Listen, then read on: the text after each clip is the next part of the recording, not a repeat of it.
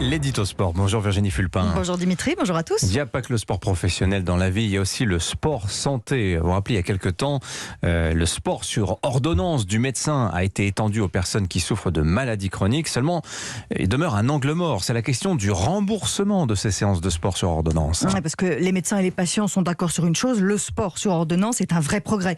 Depuis 2017, on va rappeler, les médecins peuvent prescrire du sport aux personnes qui souffrent de maladies de longue durée. Et puis au mois de mars, ça a été étendu à ceux qui sont affectés par des maladies chroniques comme le diabète ou la maladie d'Alzheimer, ainsi qu'à ceux qui ont des facteurs de risque importants comme l'hypertension ou l'obésité.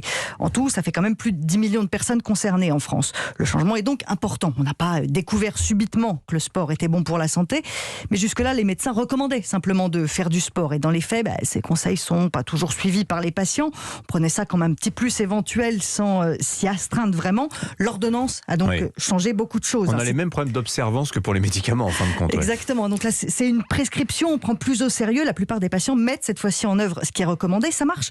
L'efficacité du sport n'est plus à démontrer. Alors attention, on parle d'activité sportive adaptée à la situation de chacun, pas de battre le record du Usain Bolt. Et les bénéfices sont évidents en termes de bien-être, d'amélioration physique et morale. Les témoignages sont très nombreux là-dessus et à chaque fois, on retrouve les mêmes mots.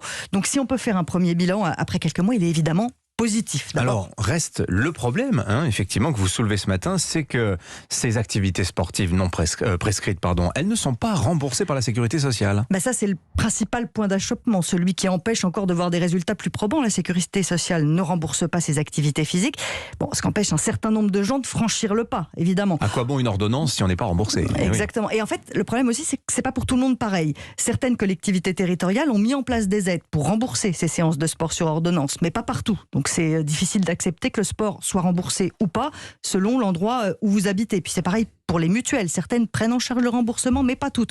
Donc il va falloir remédier à ces inégalités. Alors, il y a un article de la loi sport sur ordonnance qui précise que le gouvernement présentera au Parlement à la rentrée un rapport sur la prise en charge du sport sur ordonnance.